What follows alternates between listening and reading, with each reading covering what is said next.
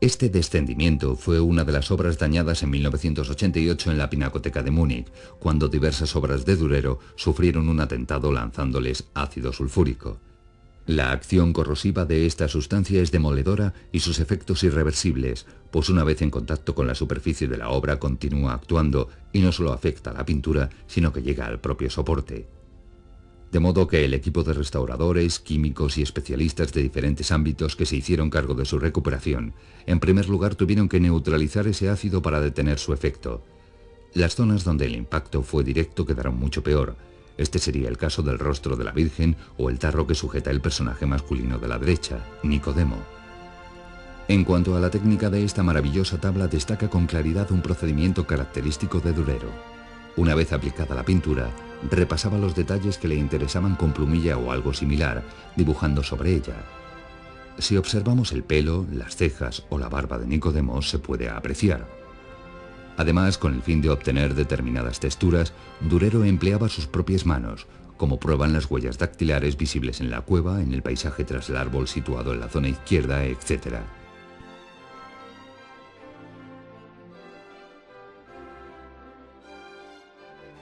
La tendencia hacia composiciones reguladas por un orden geométrico y racional y la utilización de modelos clasicistas derivados de la obra de Rafael tienen en esta Santa Catalina de Yáñez un reflejo más que evidente de la opción radical de su autor en su vinculación a los valores de la pintura altorrenacentista, ya demostrados en otras obras suyas, como la Adoración de los Pastores y la Dormición de la Virgen de la Catedral de Valencia, o en el Juicio del Alma de Játiva, donde encontramos algunas referencias compositivas a determinado fresco de la estancia de la Signatura del Vaticano.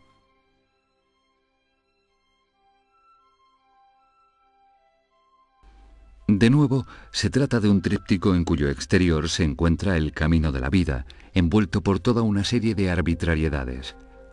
En el interior están representados las imágenes de la creación de Adán y Eva, la tentación y la expulsión del paraíso como símbolo de las penurias del mundo.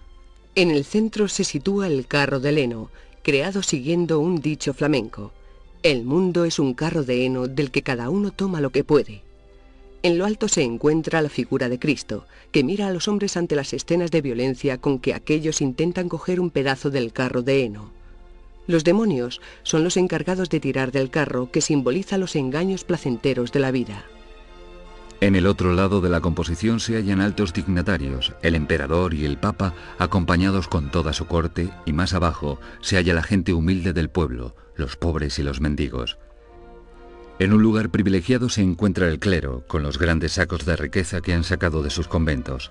En la tabla derecha se representa el infierno con las condenas de los pecados cometidos por los hombres.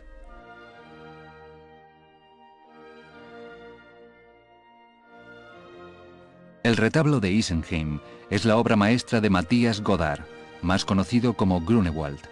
La tabla realizada entre 1512 y 1515 estaba destinada a presidir el altar mayor de la capilla del monasterio de Isenheim, en las cercanías de Estrasburgo.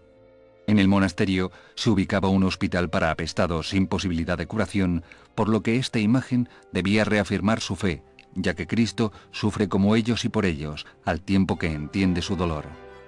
Grunewald no duda en recurrir al lenguaje gótico en pro de sus ideales, recurrencia consciente y no un caso de prolongación o supervivencia de presupuestos medievales, como otras obras, incluso laterales del propio retablo de Isenheim, donde aparece preocupado por contrastes lumínicos, evidencian no obstante ser de menor interés. La tabla central de este retablo es un auténtico sermón plástico que trata de potenciar, según inquietudes de determinados círculos luteranos, la humanidad de Cristo en su redención del género humano. Para ello hace amplio uso del expresionismo del gótico, llevando a extremos de paroxismo delirante y con criterios deformantes que rayan en la irracionalidad. Como queriendo expresar plásticamente la inscripción evangélica referida a Cristo que inserta en la tabla junto a San Juan Bautista, es preciso que él crezca y yo mengüe, aplica un canon de dimensiones distintas a las figuras, como frecuentemente hiciera el arte medieval, que en sus puntos extremos evidencian la gran figura del crucificado y la diminuta María Magdalena arrodillada a su derecha, haciendo destacar, sobre todo, los enormes pies y manos retorcidos y deformados de Cristo.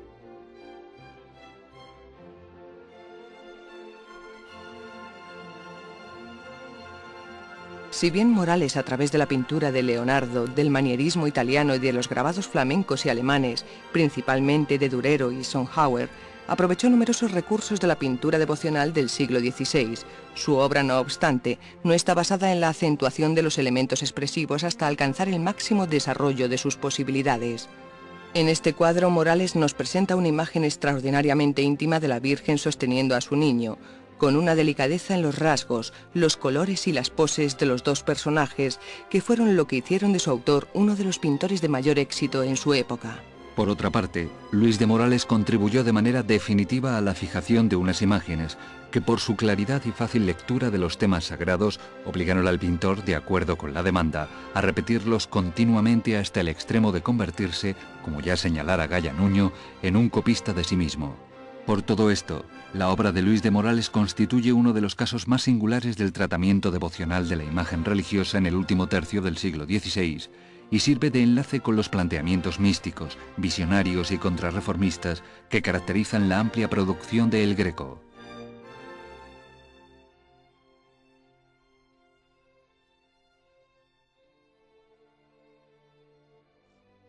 Jean Clouet, flamenco de origen, mantiene los caracteres del retrato flamenco del siglo XV. Realismo, minuciosidad detallista, empleo muy contrastado del claroscuro en toda su producción, a la que incorpora algún rasgo de la retratística italiana. El retrato de Francisco I, realizado por Tiziano, algo pudo sugerirle, en cuanto a valorar gestos y ademanes, así como el colorido y calidades de las vestimentas. Su versión de retrato ecuestre a lo italiano del mismo Francisco I, también atribuido a su hijo François Clouet, resulta algo rígida y pesada. Cotejada su producción con la de Jean Fouquet del tercer tercio del 480, nos evidencia que los avances y aportaciones son realmente escasos.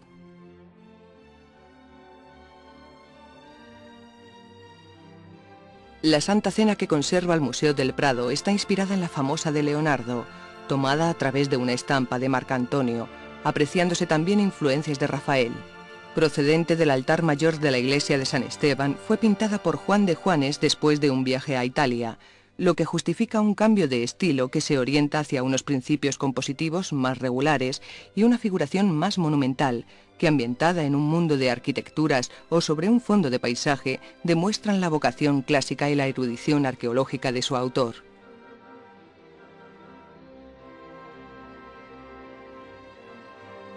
Bruegel plantea como marco y ambiente de sus composiciones un paisaje real y de amplio despliegue, siguiendo la línea de Patinir, manteniendo la miniaturización y el despliegue paisajístico que llegará a convertirse en algo consustancial a su obra. Lo fundamental de la producción de Bruegel insiste en presentarnos, siempre en clave real, toda una serie de escenas populares campesinas donde lo grotesco se convierte en elemento clave. Sus campesinos bailan, ríen, comen, duermen, etc., siempre grotescamente, en un personal proceso de asimilación y selección hecho sobre la caricaturización con un profundo sentido crítico e irónico.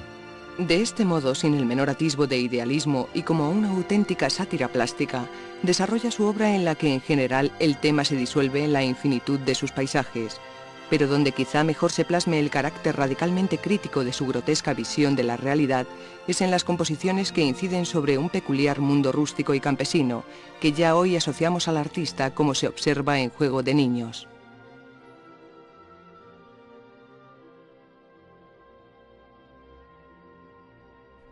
Desde el siglo XVII el cuadro ha cautivado no solo por la maestría técnica, sino también por su compleja iconografía.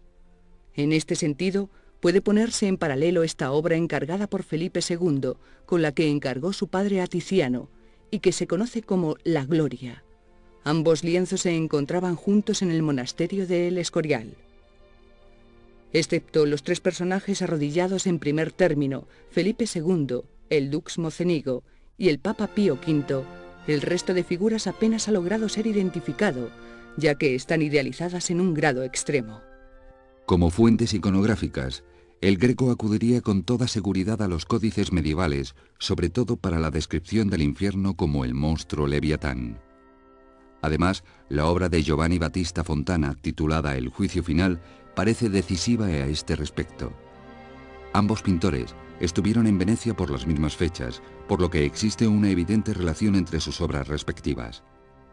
En el siglo XIX, el marqués de Lozoya propuso una hipótesis muy atractiva. Este cuadro de El Greco podía ser un modelo para un amplio proyecto de decoración con el que el Escorial habría intentado seguir el ejemplo del juicio final de Miguel Ángel en la Capilla Sixtina. No sabemos si fue un encargo del rey español al pintor o si éste se lo regaló al monarca. De cualquier manera, con el cuadro ganó el favor de Felipe II, uno de sus objetivos antes de llegar a España, quien le haría un encargo célebre, el martirio de San Mauricio.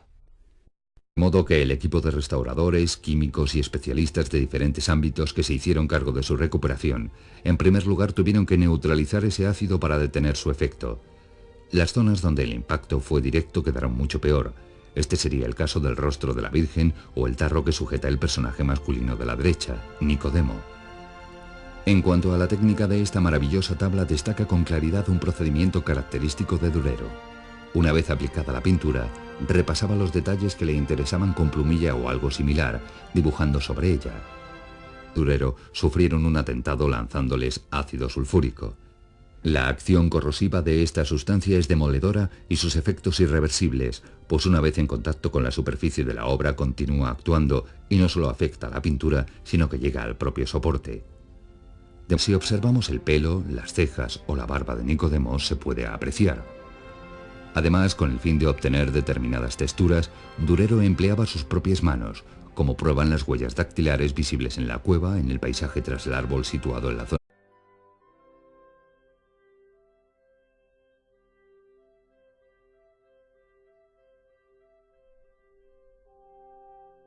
Este descendimiento fue una de las obras dañadas en 1988 en la Pinacoteca de Múnich, cuando diversas obras de